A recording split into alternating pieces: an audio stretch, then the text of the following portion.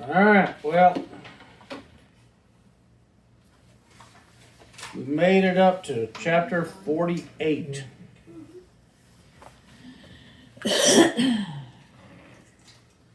All right. Where? Genesis. Genesis. Okay, thank you.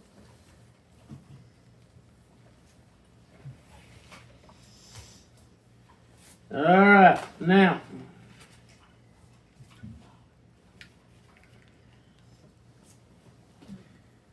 You'll recall we left off in chapter 47 that Jacob had called Joseph in and informed him that he was dying and wanted Joseph to promise him that he would not bury him in Egypt, but would take him back to Canaan to the family burial plot. And in chapter 48 is essentially just the next part of this story. It's not a separate narrative, but just a continuation of where we left off before. Verse 1 says, "Now it came about after these things that Joseph was told, 'Behold, your father is sick.' So he took his two sons, Manasseh and Ephraim, with him. When it was told to Jacob, 'Behold, your son Joseph has come to you.'" Now notice at this point it switches gears. Previous to this, it's referring to him as Jacob. Now out of the blue, back to saying Israel collected his strength and sat up in the bed. Now essentially the reason for the sudden switch between Jacob to Israel is, think of it symbolically. In verse 1 and in the first half of verse 2, we have Jacob lying down on his deathbed. Now, what happens when the name switches to Israel? He collects his strength and sits up. Yeah, the exact opposite. The kind of the underlying thought here is that Jacob is just one out of, one individual out of several generations. Just merely the next in line as far as the family patriarchs. But now, on the other hand, when it refers to him as Israel, what we see here is not just the family patriarch, but the national patriarch. One, he's just an old man sick in bed. The second one, he's sitting up and I won't say he's healthy, but he's collected his strength, as it says. And so that's not just an arbitrary switch in name here. But anyway, it says, Israel collected his strength and sat up in the bed. Then Jacob said to Joseph, God Almighty appeared to me at Luz in the land of Canaan and blessed me. Now, anybody recall where Luz was or what it was renamed? Bethel. Same place as Bethel. Bethel. Yeah, that's the ancient name of Bethel. So it appeared to me at Luz in the land of Canaan and blessed me. And he said to me, Behold, I will make you fruitful and numerous, and I will make you a company of peoples, and give this land to your descendants after you for an everlasting possession. Now, this last part of verse 4 here is an important consideration as far as the covenant with God. God promised Jacob that the land of Canaan would be given to him and his descendants, it says, as an everlasting possession. But beginning in the year 70, in fact, even back up before that, In 586, Babylon overthrew Judah. The northern kingdom of Israel had already been taken into captivity in 714. And in 586, Babylon overthrew Judah and took the rest of them in captivity. After a couple of generations, most of them began filtering back. But then, even after they reestablished their national identity in Canaan, we go through a series of empires that had subjected them. The Greek Empire especially was notorious because we saw in Daniel that Antiochus Epiphanes, who was the first iteration of the abomination of desolation, desecrated the temple. Then after they rededicated the temple, they rebelled against the Greek oppression, only to be subjected by the Roman Empire. Then when the Romans came in the year 70, it began about a few years before that during various uprisings, but the Jews rebelled outright in the year 70, and the Romans came in and burned Jerusalem and the temple to the ground, deported every Jew that was there. The ones they weren't able to deport, they assassinated, so that for the next, almost 2,000 years, Canaan, of course Israel at the time, had only the occasional Jew in it. Now, of course, we know that after World War II, the British Mandate reestablished Israel in, 1948, I believe. Invited the Jews to come back and reestablish their country. And so what we're seeing today is the Jews back in that land, but even what's going on right now in the world around us, they're being, Iran and Hezbollah, even though they've been decimated, they haven't given up yet. They're still firing rockets at Israel. We know that from the book of Revelation and from Ezekiel that there's going to be yet future wars, that Israel will in fact be on the verge of defeat in the not too distant future. So all that to say that God's promise to Jacob that Canaan would be an everlasting possession is nowhere near being fulfilled yet. But what we will see is that beginning at the second coming of Christ, God Himself will set up His kingdom with Jerusalem as His capital, and from that point forward, the Jews will have free, unfettered, unobstructed, no persecution of any sort to occupy their land and to worship God. So this covenant that, now, why all this is important? God promised Jacob that this would be an everlasting possession. It has been anything but since then. So what does that tell you about the reliability of what we see in Revelation and in Ezekiel, that Christ Himself will rescue Israel at the last moment and restore them to their land? There are a lot of theologians out there that try to spiritualize that away and say, oh, well, that really isn't how it's going to happen.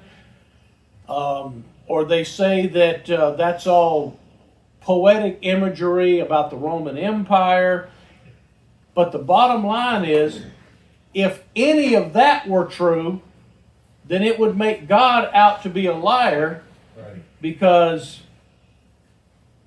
Israel, at least, or the Jews at this point, do not have and have not had complete possession of their land.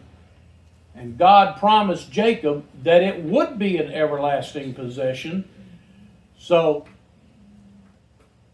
that tells me that And that would this be- part, what's that? And that would be Iran and Iraq and all that, right? All of them will be defeated. Yes. But what's important here is not the enemy so much as it's Israel will be established in the promised land from that point forward, and any attempt to try to spiritualize that away and say, well, that's not really the way to interpret Revelation or the references to the wars against Israel in the book of Ezekiel, well, that would leave God with a promise he gave Jacob unfulfilled. Because right now it hasn't been fulfilled. Yeah. But the book of Revelation and the description of the wars against Israel in Ezekiel tell us that it will be fulfilled. So that time is, I don't think, too far around the corner from us. But we need to realize that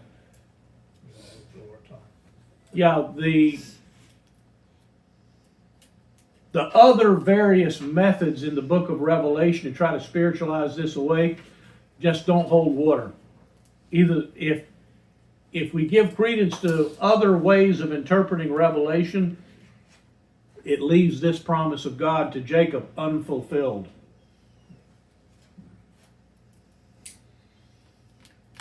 All right, now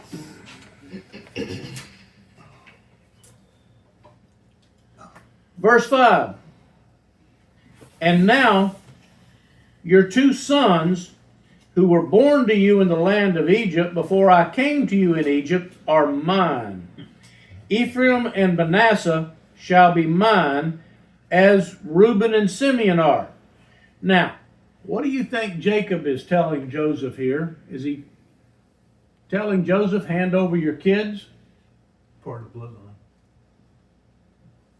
He's formally adopting them as heirs, is exactly what's going on here. You've been reading your comments. They were born in Egypt. And why he mentioned Reuben and Simeon, those are his first and second born. Double portion. Yep. And so Manasseh and Ephraim are Joseph's first and second born.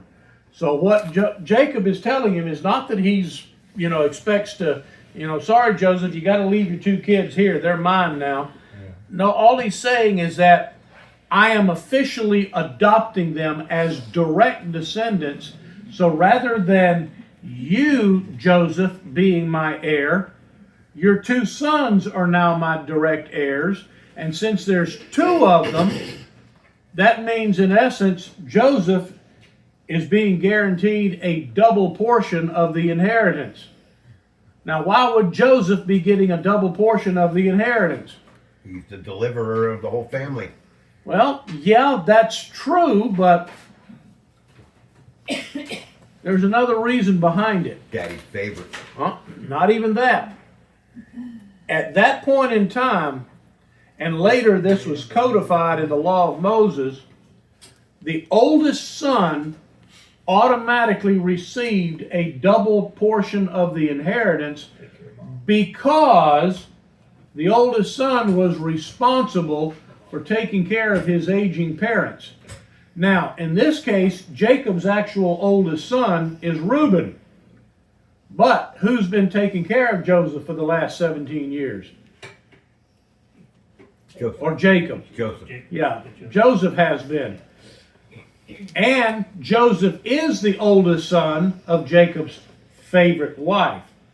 So while the blessing of the firstborn normally would have gone to Reuben, because it is Joseph who's been taking care of his aging dad and the three other wives, as well as the rest of the family, Joseph is the one being promised the double portion of the inheritance rather than Reuben. And that goes all the way back with the square. He gave him here, right, in 47, were basically in his hand on his hip and all that. Yep. Which we're going to see even more of that here in a few minutes, but something else to just to confirm what we're talking about here. We know Jesus was the firstborn of Mary and the assumed firstborn of Joseph, although he was not actually Joseph's son. So why then, as Jesus was on the cross, did he call his mother or make reference to her and John, who was standing there, and tell his mother that John is now your son? And he looks at John and says, John, your mother. What was the point he was making? He was to take care of her. He was the oldest son. And we know at this point, although the Bible does not tell us this, we know from other circumstances that clearly Joseph had died already. Otherwise, wouldn't be necessary to make this proclamation, because unless Joseph was, aged, she wouldn't be a widow, wouldn't need to be taken care of. But the fact that we see all during Jesus' ministry, there's no mention of Joseph anywhere. Which is why, almost without exception, people assume Joseph had died at a fairly... So Jesus was telling John, you're taking my place as the eldest son? That is exactly care what for he was my telling. mother? Care for my mother, because under the law, it was Jesus' responsibility to care for his aging mother. She was a widow. He was the oldest son. He had, legally speaking, he had no other obligations. He had no family. So it was his obligation under the law to take care of his mother. So even as he hung on the cross and fulfilled the law, he was fulfilling one last obligation that he had under the law: take care of his mother. Now, why didn't he pass that along to one of his half-brothers? Under the law, he had to. Well, he could have, but he chose not to. He called John over, said, John, your mother now, take care. And the implication is, take care of her for me. Why didn't he ask one of his half-brothers to do this? As Jesus died, it would have been their legal responsibility anyway, whoever the next in line was. None of them were there. There's enough that you're on the right track, but none of them at that point were believers. None of Jesus' half-brothers apparently believed in him until they witnessed the resurrection. Yeah. So James, his brother, didn't become a believer until after. Yep. Well, also John was his closest. I've read that it was his closest. Well, and as you saw, brother. as he's hung on the cross, how many of his disciples or family members were there? Him. So, John and his mother, and apparently a couple of the other Marys. But his mother was there, John was there, so he gave John the responsibility to take care of my aging mother. So in doing that, he fulfilled the last of the legal requirements that he had to take care of. In reality, she wasn't that old. I was thinking Probably the same not. thing. I mean, But But still, she was a widow. she was young when she had him, and he was only 33. But keep in mind, in their culture, unlike our culture where a woman can go to work and get a job, that wasn't the case in their culture. A widow was destitute. She was dependent upon her husband or an older son to take care of her. Women, they might have occupations, but for a woman to set up shop in town and run a store or sell things, no, that didn't happen. She could make stuff, she could cook stuff. She could sell her wares, but guess what? Nobody would buy from her. She'd have to have a male in the shop to take care of the business. Uh-huh. And again, you might think of that as well, that's awfully short-sighted. That's just part of their culture. So yeah, at this point, without a male in the family to provide for her, she would have been destitute. And in fact, we know that in all probability, she didn't have any other kind of stuff to sell or do or whatever, because up until this point, what had Mary done? Followed Jesus around. So anyway, so that's what's going on here. Joseph, even though he is next to the youngest, but the oldest of the favorite wife, has now just been given the double inheritance via his two sons. But there's another little issue here that I want to bring your attention to. We see it played out later, but there's a reference to it even here. Between Ephraim and Manasseh, who was the firstborn? Manasseh. But notice in verse 5 how Jacob describes this. Now your two sons who were born to you in the land of Egypt before I came to you in Egypt are mine. Ephraim, who's the second-born but first named, and Manasseh shall be mine, as Reuben and Simeon are. In other words, again, Reuben and Simeon are my first and second-born. They have a share in my inheritance. Now your two sons have an equal share with them. But with his kids, he names the first and second born in order, Reuben and Simeon. Not with Joseph's kids. He names them Ephraim and Manasseh in reverse order. Verse 6 says, but your offspring that have been born after them shall be yours. They shall be called by the names of their brothers in their inheritance. In other words, any kids you have after this, they don't get to be direct heirs of mine. They'll be your heirs. But I'm taking the first two and putting them on equal footing with your brothers. Now, as for me, when I came from Paddan, Rachel died to my sorrow in the land of Canaan on the journey, when there was still some distance to go to Ephraim. And I buried her there on the way to Ephraim, that is Bethlehem. Now, Ephraim is the ancient name of Bethlehem. Sometimes you hear it referred to as Bethlehem Ephrathah.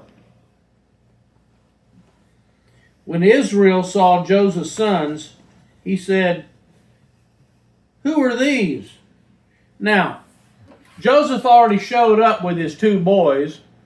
Jacob has sat up in his deathbed. Why at this point does he look over and go, who are these? He's almost blind. Yeah, his eyesight wasn't too good.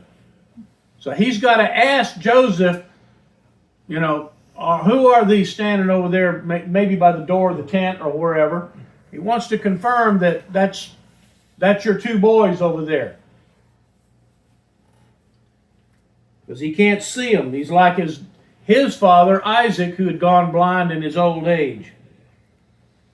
And Joseph said to his father, these are my sons whom God has given me here. So he said, bring them to me, please, that I may bless them. Now, we know later, as he gets closer, or they get closer, Jacob apparently has enough eyesight, he can see them up close. But when they were still a few steps away, he could tell somebody was standing there, but he couldn't see them. He had to ask Joseph, who is that over there? Now the eyes of Israel were so dim from age that he could not see. Then Joseph brought them close to him, and he kissed them and embraced them.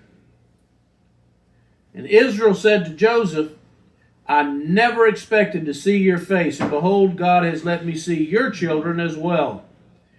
So, that tells us, on the one hand, Jacob is nearly blind. It says that. He can't see.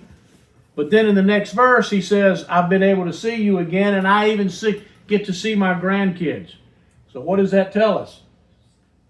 He wasn't totally blind. really bad eyesight, but up close, when they were brought up to him, he could see them. Then Joseph took them from his knees, bowed with his face to the ground. Now, what you see going on here is Joseph has probably pulled up a chair next to his dad's bed. And as he called his boys over, just like any other dad with young kids, he's probably got his boys sitting on his knees. So he takes them, sets them back down where they have to stand up. He stands up with the youngest one in his right hand and the oldest one in the left hand. So as he comes around, brings them around to the edge of the bed with Jacob sitting up, he has them come forward so that on Jacob's right would be the older one, Manasseh, with Ephraim on the left for Jacob's left hand. But, this is verse 14, but Israel stretched out his right hand and laid it on the head of Ephraim, who was the younger, and his left hand on Manasseh's head, crossing his hand, although Manasseh was the firstborn. Now, so you see what Jacob has done is he's done this, which for Joseph was a downright nasty insult. You have dared to put your left hand on my older son's head, giving the younger one on your left, the primary blessing. Because, of course, keep in mind, whoever, the right hand was the important hand. Left hand was the unimportant, that was your duty hand. It's interesting that Jacob switched things up to get the blessing in the beginning, right? His name means deceptive, trickster, right? Well, and what you see here, and he's done it again, is that Jacob, who was the younger one, tricked his dad into giving him the blessing. And so this is something that... But it's also God's way. It's the giving the preeminence to the oldest firstborn son is man's way. God's way is different. Our ways aren't his ways. He seems to want to choose the younger one more often than not. Look at David. Yeah, and that's quite frequently the case right up until the time of Jesus. He didn't do that. Jesus was the oldest, and God made it clear he was the. Well, there's only going to be one. Yeah. So. Is there any thought on why he did that? Why he chose the younger? Because of his own life experience. His own life experience. Yeah. Because he was the younger one, and realized that even though he had tricked his dad into giving him the family blessing, I think as he got older, time went by, he and Esau reconciled, he realized that was God's way of directing it. God wanted them to bless the younger one. And so when it was his turn to pass that blessing on to his younger ones, he gives Joseph a blessing, who, while Joseph is the older one of Rachel's, he's next to the youngest of all of Jacob's sons. And then of Joseph's sons, he only has two. He specifically flip-flops and blesses the younger one. So yeah, this is something Jacob did intentionally because of his own, experiences. And again, what his motivation was, we can only guess at, but we realize that was his experience. Yeah. And as Merrill mentioned, sometimes God quite frequently chooses the one that we would not choose.